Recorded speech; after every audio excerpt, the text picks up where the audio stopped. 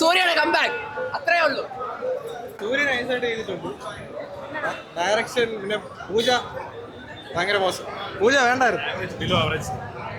എനിക്ക് പേഴ്സണൽ എൻ്റെ മാത്രം ഒപ്പീനിയൻ ആണ്.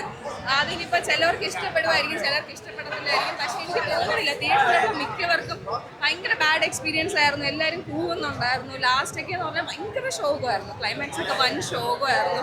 ഡിസപ്പോയിന്റഡ് ആയിപ്പോയി, ഭയങ്കര ഡിസപ്പോയിന്റഡ്.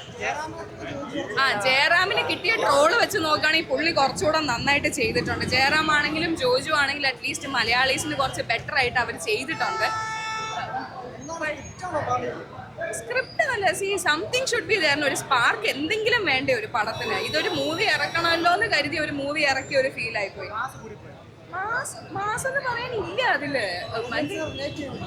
റിലേറ്റബിൾ ഒന്നും അല്ല. ഇപ്പം എന്താ പറയുക, നമ്മളിപ്പോൾ മാർവൽ സീരീസ് ഒക്കെ വരുമ്പോഴും നമ്മളത് അക്സെപ്റ്റ് ചെയ്യുന്നില്ലേ? നല്ലൊരു സ്ക്രിപ്റ്റോ അല്ലെങ്കിൽ എന്തെങ്കിലും ഉണ്ടെങ്കിൽ പീപ്പിൾ വിൽ അക്സെപ്റ്റ്. ഇത് എന്തിനോ വേണ്ടി ഒരു സ്ക്രിപ്റ്റ് എഴുതി, എന്തിനോ വേണ്ടി കഥ കൊണ്ടുവന്ന് അവസാനിപ്പിച്ച്, എന്തിനോ വേണ്ടി നാടിനെ രക്ഷിച്ച് ആ ഒരു രീതിയായിപ്പോയി.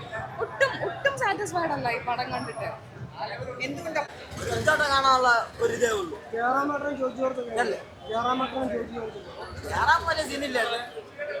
എന്നാലും നമ്മൾ ഉദ്ദേശിച്ച അത്ര ഒരു ഫീല് കിട്ടിയില്ല പടത്തിന്. ലാഗ് കുറച്ച് ലാഗ് ഉണ്ടായിരുന്നു.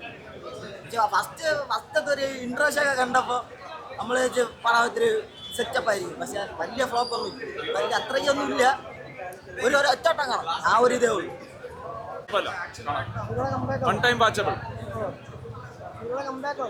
സൂര്യയുടെ കംബാക്ക് ഇതിനേക്കാളും നല്ല പടങ്ങൾ സൂര്യ ചെയ്തിട്ടുണ്ടല്ലോ. അതിനകത്ത് ലാസ്റ്റ് വന്നിട്ട് അതേതാണ് ലൈക്ക് കങ്കുവ ചെയ്തല്ലേ അങ്ങനെ ആയത്. പക്ഷെ കങ്കുവയെക്കാളും ഒക്കെ വെച്ച് ഫാർ ബെറ്റർ, നന്നായിട്ട് കണ്ട് എൻജോയ് ചെയ്യാൻ പറ്റുന്നൊരു പടം. സൂര്യയുടെ ആക്ഷൻസ് ഉണ്ട്, ലവ് സീൻസ് ഉണ്ട്, ലൈക്ക് ജയറാമിൻ്റെ കോമഡി. ജയറാം ആ ഒരു റോള് നന്നായിട്ട് ചെയ്തു.